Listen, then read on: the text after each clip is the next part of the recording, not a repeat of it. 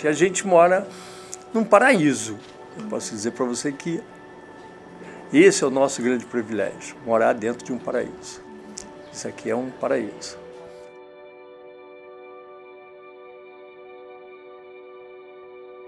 Desde que eu nasci, o Horto, para mim, que eu vi de mudança, foram os jovens ficando velhos e, fora isso, o Horto é o Horto, não adianta. O Horto parou no tempo. O Horto parou no tempo.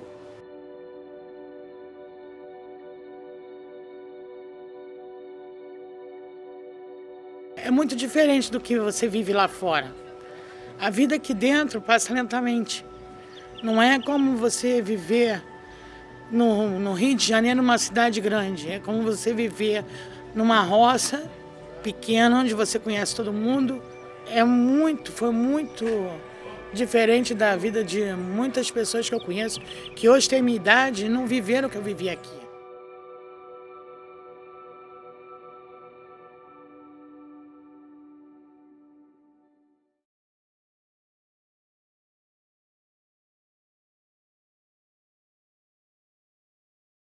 Ângela Carris Raposo.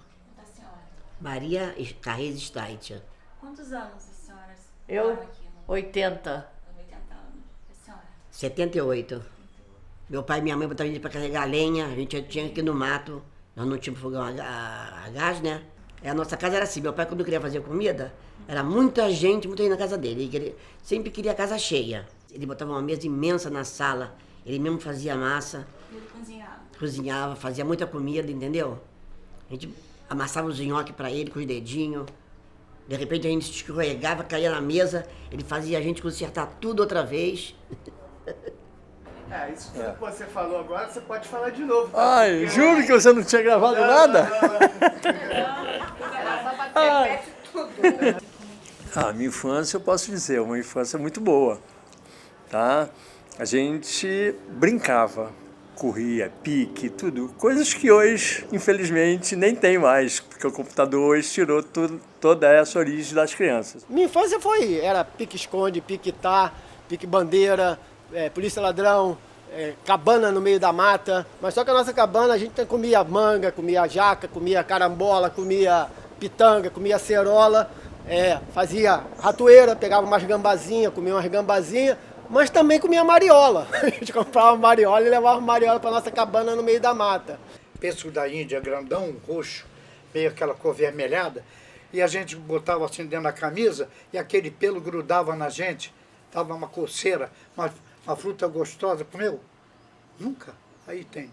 É gostosa, tira a casca dela, tem que os caroços preto, é uma massa, gostou de o cheiro invade a casa. E o Rio dos Macacos, o que eu fazia? Nós fazíamos no Rio dos Macacos. A gente represava com pedras quando era criança, todo mundo ficava pelado, nu, claro, só homens, né? Óbvio. Todo mundo ficava nu e fazíamos uma piscina, que nós dávamos o nome de Pocinho. A gente tomou muito banho no Pocinho. Por que a gente tirava a roupa? Nossos pais, quando a gente chegava em casa, a gente chegava com a roupa sequinha. Porque se chegasse com a roupa, a marca da Havaiana ficava, né, no nosso traseiro, né? A minha vida inteira foi na Rua Pacheco Leão, nas cachoeiras do Horto, nas trilhas, no Jardim Botânico, dentro do parque. Quando eu era criança, a gente brincava na rua e tudo. Tinham poucos carros que passavam aqui. Soltava pipa, brincava de peão, bola de gude, essas coisas todas, né? A namorada é o seguinte, a mãe e o pai na sua mãozinha, né? 9 horas o garoto tinha que ir embora. Na sala. Na sala, se ficasse em pé no portão, ficava a mãe e pai. Mãe, tá na hora, entra! Tinha que entrar, 9 horas entrava. E vocês namoravam muito? Demais. Cada esquina tinha um namorado. Eu ia perder tempo, namorava, largava de lá e ia embora. Aí tinha as vendinhas aqui perto, né, onde o pessoal comprava as coisas aos pouquinhos. Não tinha televisão, às vezes ia assistir televisão na casa de quem tinha televisão, as crianças se juntavam para poder assistir, era uma festa, né? E os blocos de rua, né? Bloco da Tina na Lapos Quintas, né? Os blocos aqui do Horto, Boa Ideia. E carnaval, pra gente sair, era sair tudo escondido. Que meu pai não deixava a gente sair, né? Aí minha mãe dizia, então todo mundo se veste, fazia fantasia para todo mundo, E o vamos saía. Meu pai às vezes bebia um golinho, né? Aí a gente pulava a janela e ia pra rua com a minha mãe. Aproveitava. Depois de madrugada a gente voltava, pulava a janela e ia dormir. Meu pai dia seguinte não via nada. Eu sou apaixonado por carnaval, né? Por bloco. Fui criado dentro dessa atmosfera. Dentro de casa eu vi muita história.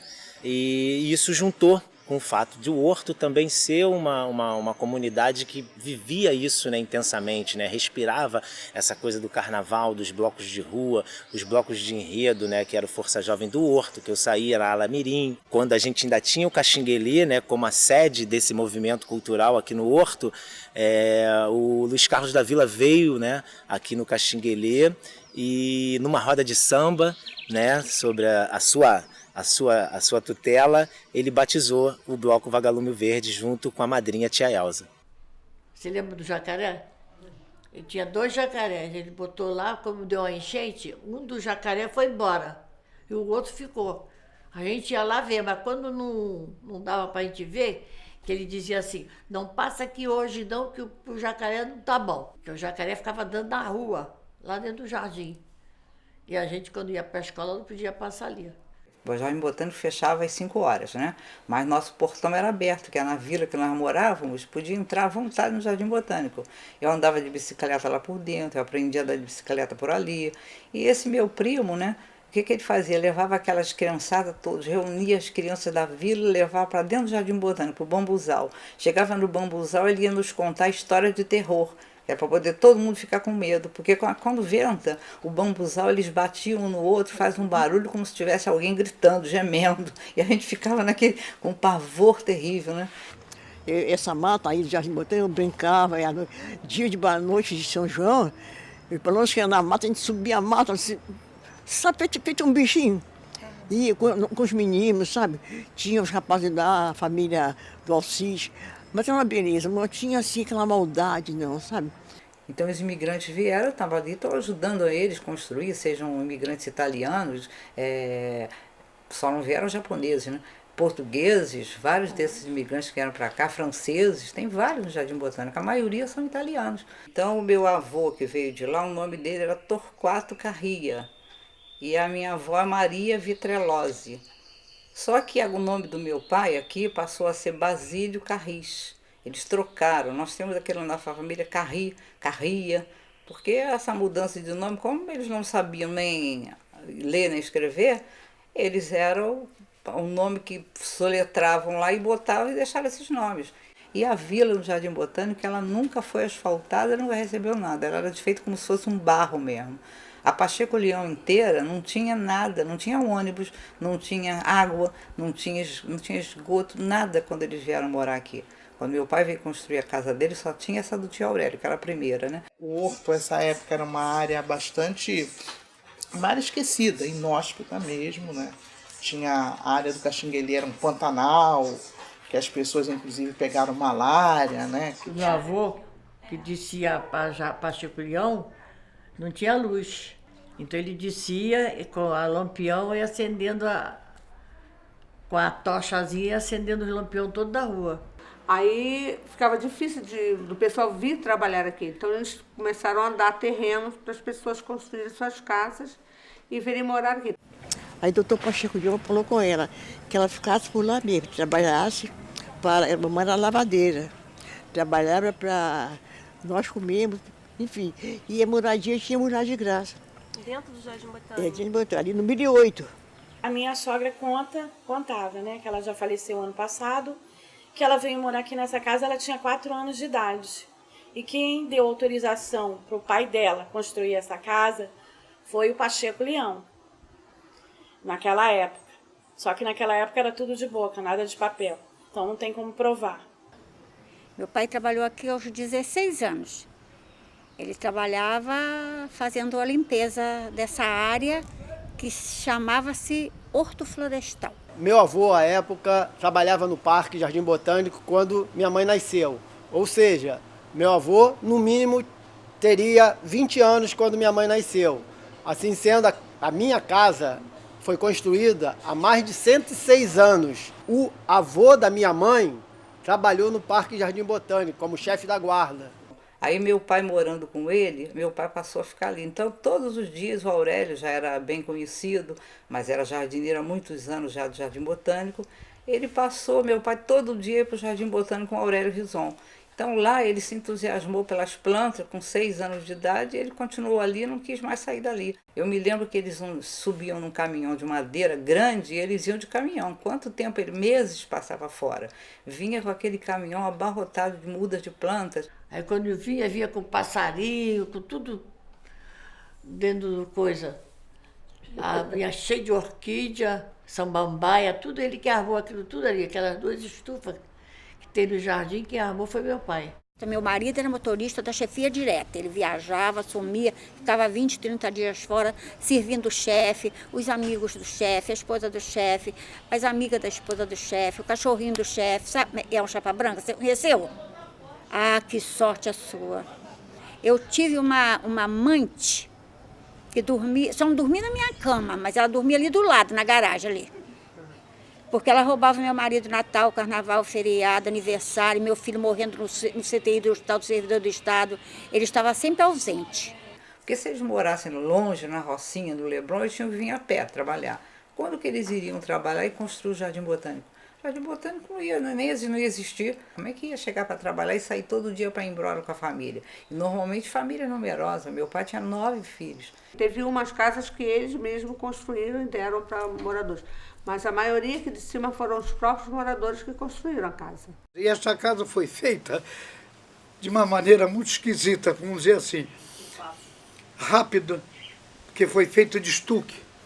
Meu sogro arranjava bambu, e arranjava um arame do jockey, porque o jockey vinha fardo para os cavalos, pegava arame para amarrar, e os colegas dele do trabalho vinham tudo para aqui. Então, sábado, domingo era aquela pisoteria fazendo lama de barro, e um de um lado e outro do outro chapeando para fazer as paredes. O meu tio trabalhou, meu tio era jardineiro do Jardim Botânico, ele trabalhava, e o jardim naquela época que tinha os próprios moradores que moram aqui ainda até hoje, que eram funcionários, eles cuidavam do jardim, era muito mais bonito do que agora. Aí eles deram, agora estão querendo tirar todo mundo. Eu desde pequeno, né? Hoje eu estou com 40 anos e eu desde pequeno, eu cresci ouvindo essa história da remoção. Que essa casa lá que minha mãe nasceu é a casa da minha avó e lá já discutia-se isso nos encontros familiares, né? Essa perspectiva de remoção já fazia parte do dia a dia. Na década de 80, a União propôs 215 ações de reintegração de posse contra famílias que ocupam a área do Horto. São um total de 621 famílias e nós tivemos 215 ações de reintegração de posse propostas na década de 80. Essas ações transitaram em julgado, sua grande maioria, na década de 90, todas elas julgadas em favor da União Federal. Ao longo do século XX, a gente pode falar de ondas sucessivas de embranquecimento da Zona Sul, e acho que a principal delas foi nos anos 60, o governo Lacerda, quando sobretudo aqui na região da Lagoa, Rio de Freitas, toda a sua orla, que era povoada de várias comunidades, vai passar por um processo de expulsão drástica, né? E essa região do Jardim Botânico começa a se transformar num recanto. Recanto é uma denominação que não é apenas geográfica. Recanto é um lugar bonito de você ficar. Olha que recanto legal, né? Que a gente pensa só na referência geográfica. Essa demanda vem exatamente por isso, né? A área começa a ficar importante e ainda mantém uma certa simplicidade própria de uma vila do interior, própria de uma cidade do interior, né? O Jardim Botânico, na época que os meus avós vieram morar aqui, era um bairro praticamente 100% proletário, né? De trabalhadores. E isso foi mudando com o tempo. Eu, quando eu nasci, ainda peguei essa transformação, né? É que as ações foram propostas antes da Constituição de 88, a sua grande maioria. E o julgamento ocorreu após a Constituição de 88, em que o contexto jurídico-político era completamente outro. Então, com o trânsito em julgado das ações, elas não foram executadas. Muitas arquivadas, enfim, tudo ficou parado.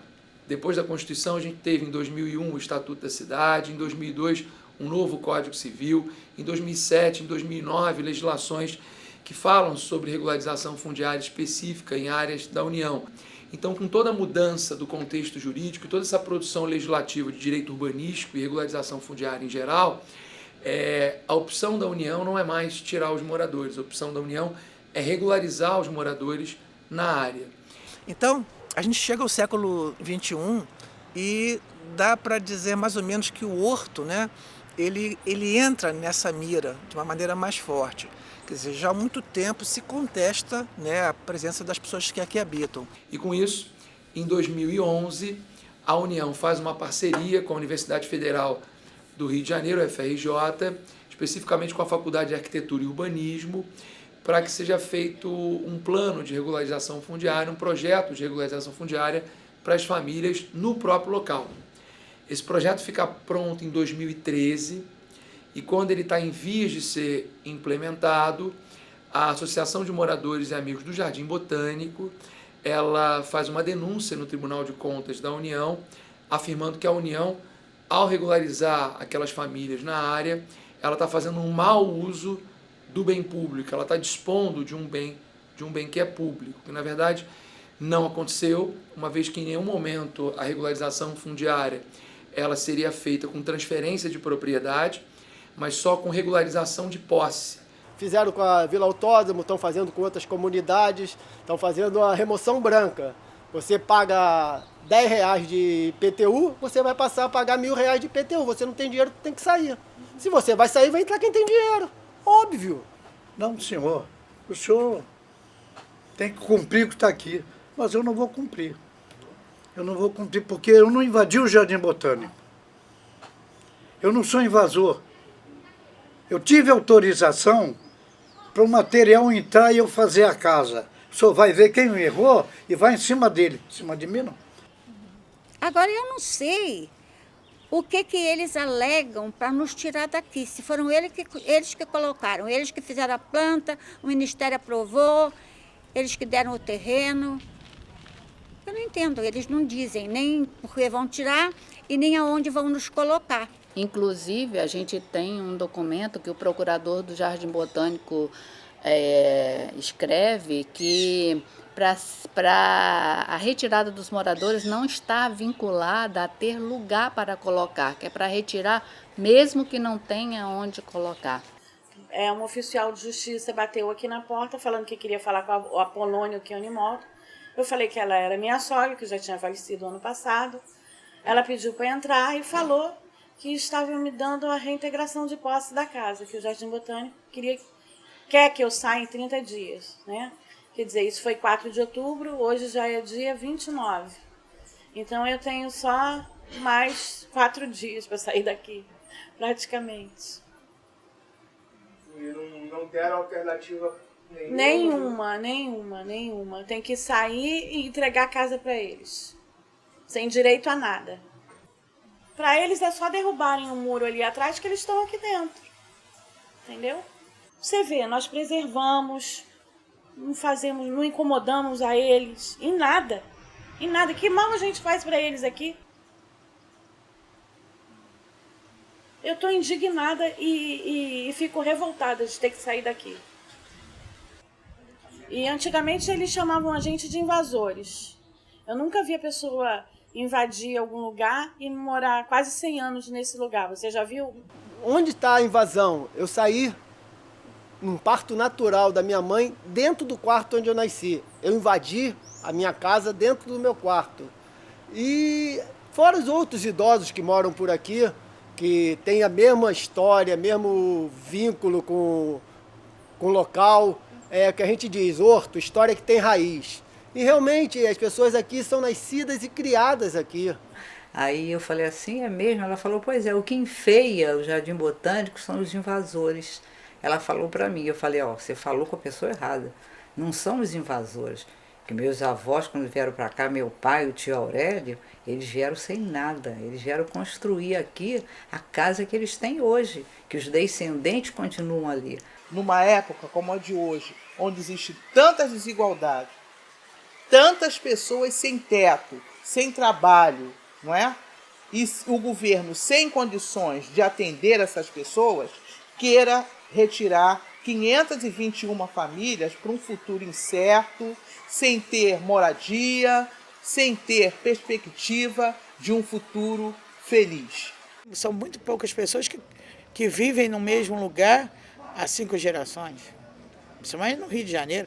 Você uma hora está num lugar, outra hora está em outro, porque você não pode ficar, às vezes, viver a vida inteira num lugar, né? Então são poucos casos, né, que acontecem no Rio de Janeiro da pessoa viver assim. Então nós aqui são 200 anos de história. Eu empreguei toda a minha vida aqui, porque aqui eu botei 28%, 13º, todo o dinheirinho a mais que vinha, que não era muito, você sabe que funcionário público não tem tanto dinheiro assim, meu e do meu marido, foi empregado nessa casa. Não é uma questão, eu diria, política. É jurídica na sua essencialidade, mas é política pela postura do governo que pretende tirar de lá quem já é, na minha avaliação, proprietário da terra. E aí é uma tese levantada por muitos, inclusive pelo professor Miguel Baldez, de que antes dessa área ser registrada em nome da União, os moradores já estavam ali ocupando e, portanto, como era uma área sem registro, eles já teriam usucapido a área. Portanto, esse registro, na verdade, ele não produz nenhum tipo de efeito, os moradores já seriam proprietários daquela área. Porque aquela terra é terra pública, mas é terra de uso comum. Terra de uso comum. Terra que os moradores possuem como se fossem proprietários, convencidos de que são proprietários. E efetivamente são, pelo decurso do tempo. Tem condições de haver uma existência, né, harmoniosa, tanto de parque se expandindo quanto a comunidade. O que o Jardim Botânico vai fazer de real aqui? Eles estão aqui há 3 anos aqui, que eles pegaram o clube que está aqui. O que eles fizeram de real? Nada. Simplesmente botaram uma estufa onde não se trata nada, onde não se faz nada. Tá? Aí vai na parte de baixo lá da Major, faz um teatro onde tudo que eles proibiram da gente, que antigamente a gente não podia ter uma luz na rua porque matava os insetos. Hoje bota um som às alturas lá e isso não mata. A gente entende que não é para plantar nada, porque esse solo aqui não vai estar fértil nem tão cedo, entendeu? Com a retirada dessas casas. Então a gente percebe nitidamente que tem outro sentido para isso tudo aqui, entendeu? Para a retirada dos moradores. Porque aqui, se houver mesmo aqui essa dispersão do pessoal, não vai faltar quem queira comprar aqui. Aí dizem que nós somos desmatadores. Não tem nada desmatado. Isso aqui é um paraíso. Por isso que eles querem nos tirar. Especulação imobiliária pura. Entendeu? E gentrificação. Pobre não pode morar perto de rico. Porque você tem aqui uma ocupação que não é compacta, ao contrário. Há uma rarefação muito grande.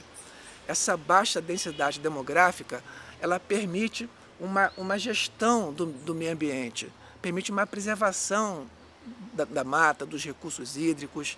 Eu acho que a preservação do horto é também a preservação de um modo para que a gente possa ver de que produzir o espaço urbano não precisa ser necessariamente um espaço compacto de arranha-céus, de trânsito congestionado, ele pode ser uma outra forma de ocupação.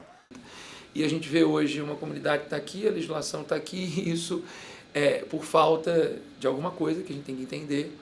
Essa legislação não é aplicada a um caso que seria tão perfeito, né, e feito para justamente ser um destinatário dessa política pública urbana. Então, os poderes públicos não conseguem efetivar a regularização fundiária, o judiciário ele tem uma visão individualista, uma visão patrimonialista do bem público, é como se nós tivéssemos um judiciário do século XIX aplicando uma legislação do século XXI. Então não encaixa, a atuação do judiciário não encaixa com a legislação que a gente tem. Sempre que o povo se organiza e resiste, eles não conseguem discussão. Se eles resistirem como têm resistido até agora, reservam a moradia deles. Esse é o futuro. O futuro está na mão deles.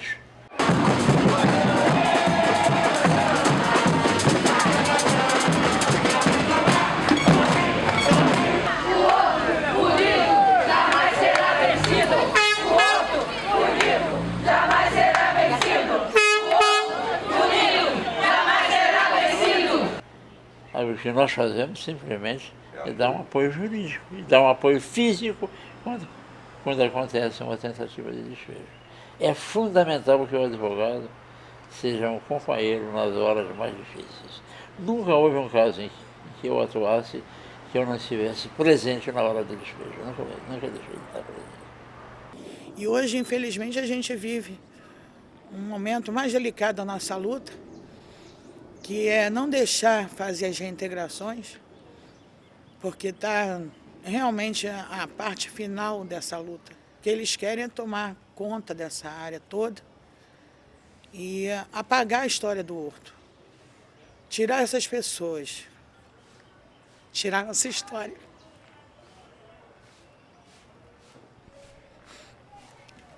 Tirar a vida que aqui tem.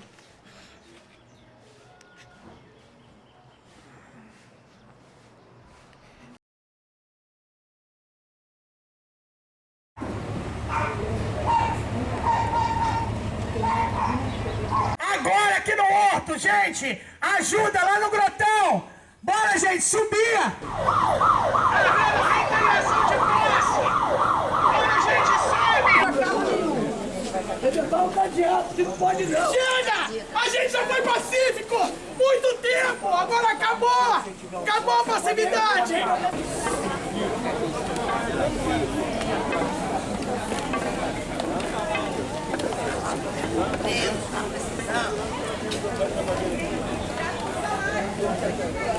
Deixa ninguém entrar também,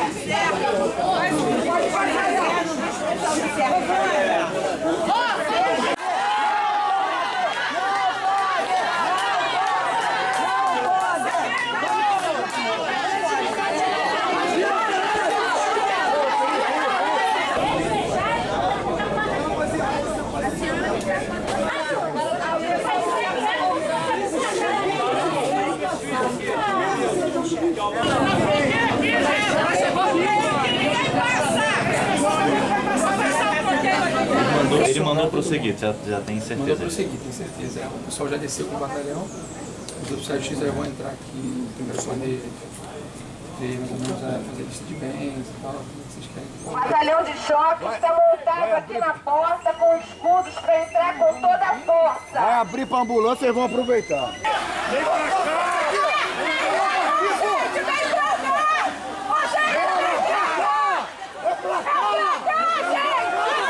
Vem pra cá, porra! É pra cá, gente! Vambora!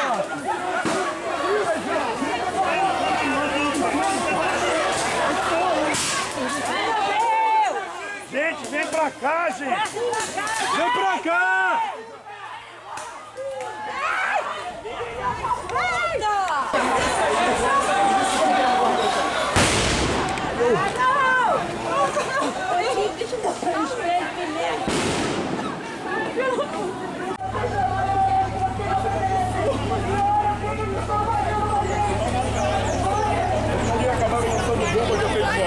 Uma ordem que foi passada aqui no Coronel para tentar fazer a reintegração de posse.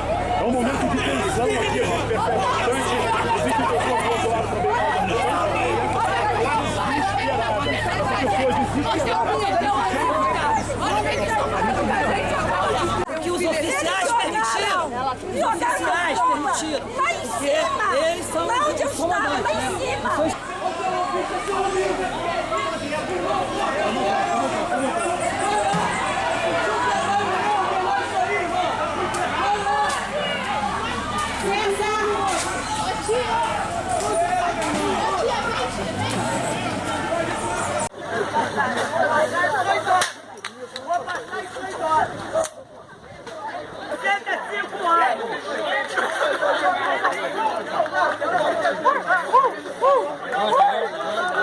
Não para de andar, não para. Não para de andar. Não para de andar. Laura! Não aguentou, não! Cadê a Uri? A Uri já foi! Na sombra. Bota ela na sombra! Sai de cara, caralho.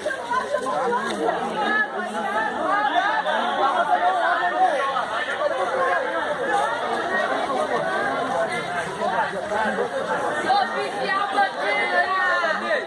Tá vendo aí? Até que o senhor não teve respeito, seu Madeiro! Até que o senhor não teve respeito!